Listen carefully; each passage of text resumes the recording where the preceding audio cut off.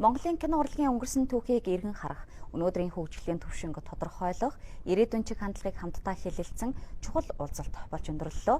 Хурлын үеэр кино урлагийн зөвлөлөөс Монголын кино урлаг дахь оюун өмчийн эрхийн өнөөгийн тулгамдсан асуудлуудад сэдвт хэлэлцүүлгийг зохион байгууллаа.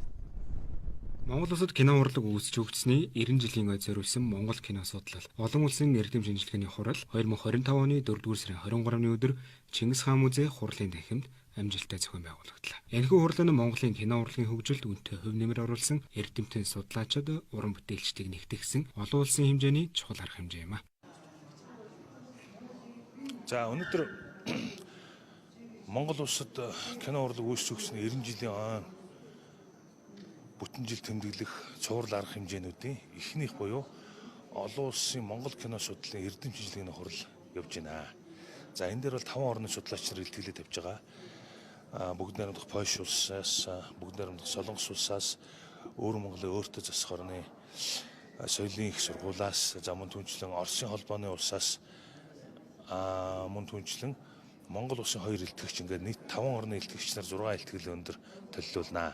За энэ үйл ажиллагааны давуу тал юу гэхээр эдгээр мэрэгжлийн гадаад кино судлаач профессор эрдэмтэн багшууд маань өөрсдийнхөө эх орны мэрэгжлийн сэтгүүл хэвлэлдээ өөрсдөө энэ өнөөдөр тавьсан илтгэлийг очиж тавих юм байна. Хэвлүүлэх юм байна.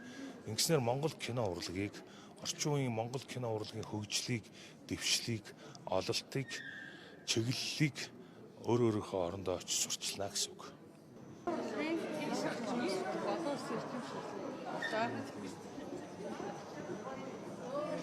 За.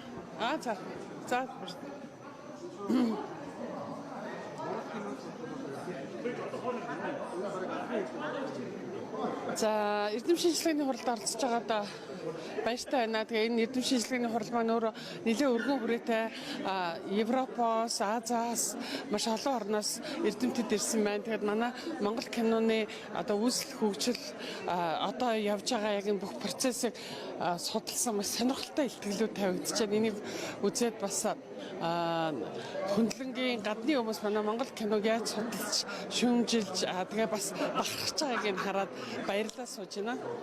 За манай одоо орчин цагийн кино уран бүтээлчдүүд маш авьяаслаг найруулагч зөндөө гарч байна. За зураглаач нар ч гэсэн одоо үнэхээр мундаг байна. Дууныхан ч гэсэн үнэхээр сайн байгаа. За тэгээд кино урлагийн зөвлөлөөс уран бүтээлүүдийг дэмжиж одоо кино урлагийн сангаас маш олон уран бүтээлчдийг одоо дэмжиж санхүү хөрөнгө оруулалт оруулсан байна. Энэ одоо дэмжиж байгааг нэг хэлбэр гэж би бас дотроо бодож явдаг уран бүтээлч хүний хувьд. Тэгээд дэлхийн олон фестивалуудад бас кинонууд маань оролцож байна. Жишээлбэл Канны кино фестиваль, за тэгээд Оросын олон фестивалууд, за Пусаны фестиваль, Осакагийн фестиваль гэдэг олон фестивалуудад бол уран бүтээлчид маань оролцоод ирж байгаа. Тэгээд ер нь дэмжлэг үзүүлсэн тохиолдолд, улс дэмжсэн тохиолдолд, бизнесүүд маань дэмжсэн тохиолдолд бол манай уран бүтээлчид бол аль ч орны киночдоос дутгааргүй болсон гэж би хувьдаа бодож байгаа.